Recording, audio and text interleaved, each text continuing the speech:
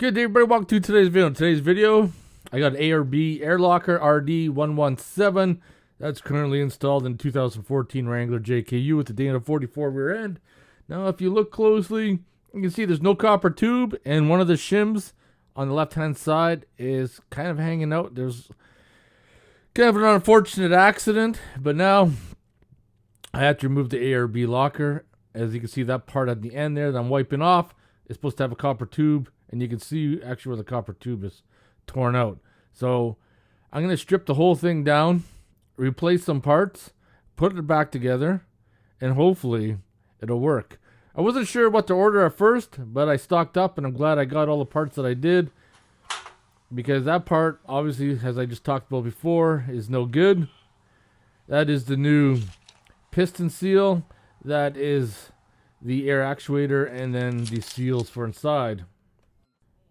So what I found out is I ended up using two different types of pullers, but you could use the second puller that I'm going to use for both on this one here. This one here is actually a special puller for pulling carrier bearings and pinion bearings. It's a very expensive tool, but for this situation you can get away without having it. But it sure made it nice just to pull that bearing off real easy. And the second one I had nothing to grip on, so I had to use a 2-jaw puller and push down and using the gun. You can see I'm lifting it right off. Everything's turned out to be good. Next step was to remove all the bolts that holds the ring gear on. Get those out of the way. They're held in by red Loctite, so they're going to be on there pretty darn tight. And take a rubber mallet, start giving her a couple good wraps, and she'll drop right out. Take the ARB Air Locker, flip it around, and there's two countersinks, little small screws that you want to remove. And once you remove those two screws, you'll be able to split the air locker. But you want to be careful. Some have a wave ring, but mine had a whole bunch of little tiny springs. So you got to be careful when you open it up, just like what I'm doing right now. This could have actually turned out a lot worse because I wasn't expecting these little small springs. But that's the setup mine had. Once you get it apart or start taking it apart, you don't have to worry about screwing things up because there is only one way all these parts are going to go. So this is where we go down the rabbit hole. Now you see, between these two halves, let's make sure that it's not on the table because I'm pretty sure I would see it. This is my seal right there. And this is the clutch, so to speak. So it goes in and out. So one thing that I don't have is a parts washer. So in this situation, I'm painfully stripping everything down by hand, spraying everything down with brake cleaner, cleaning it, and then reassembling it afterwards. Everything will be assembled with assembly grease. So I'm going to go back where that hole is. Yeah, I just felt that seal pop.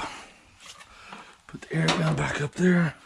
I can definitely feel this. Oh, yeah, there we go. There we go.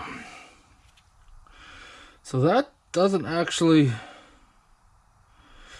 align with any holes at all, I guess.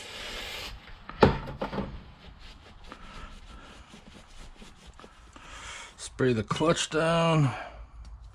This is the gear.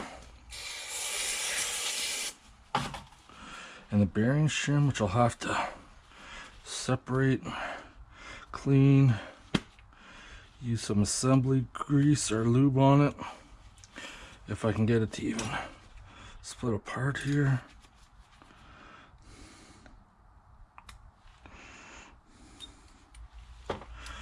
Created some sort of vacuum for itself.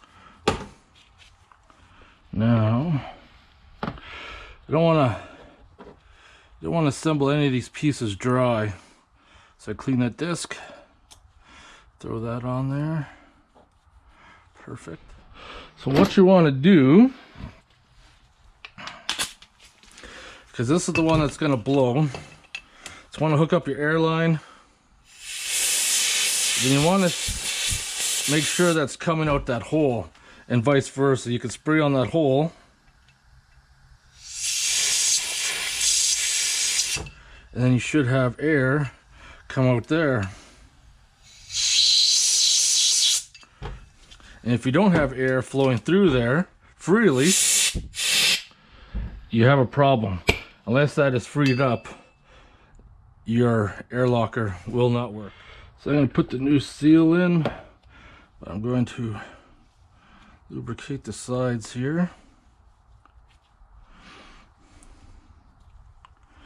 I'm also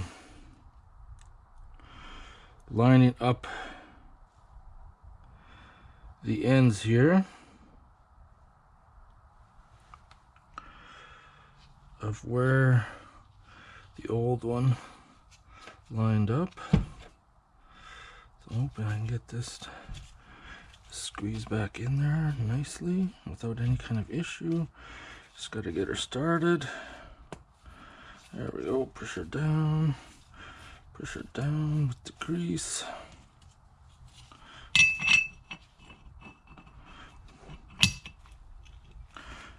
I'm also going to throw some assembly grease right down there. That's where the other part of that bearing will ride. So we're going to drop that in there as such. There we go.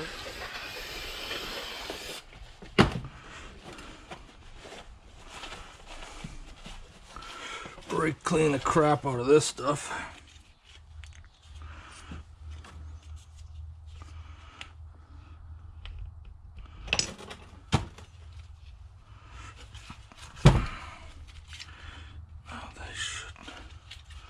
These should come out retrospectively.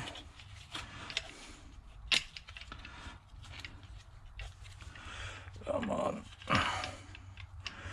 Come on. So the interesting thing is, once you pull this one out, that center section will actually drop right out. So I'm gonna knock that out the side, that out the side. This is gonna come out, and then the bearings are going to come out, and then this piece in the center section should come out as well. There we go. Everything's out. Start by putting some down in the bottom there. Both halves of that. Throw that in there. Toss that in there. I'm going to lubricate every spot at those little bearing shims are gonna ride.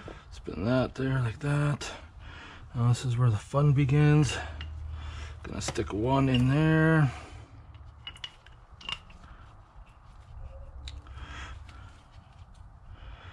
Kind of get one through, and then put one on there. Now this is where I'm gonna put some Loctite on this so we don't have the same issue we did first time.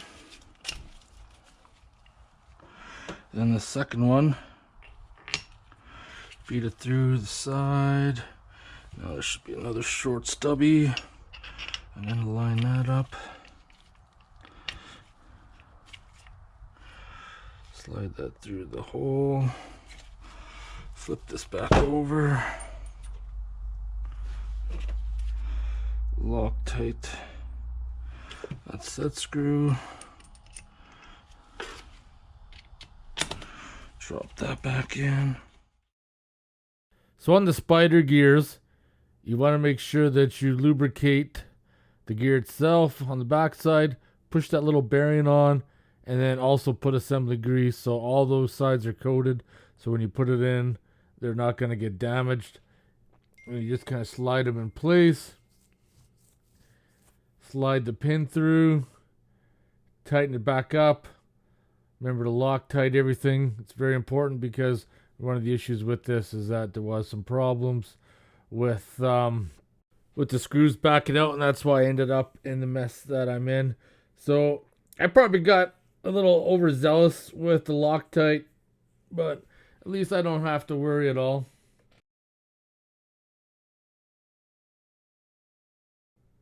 So now this is where your locker might be different from mine. The instructions that I had a wave spring, and mine has a whole bunch of little springs.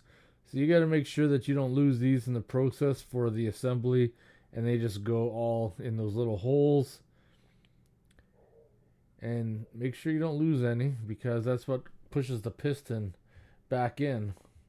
And then carefully line her up.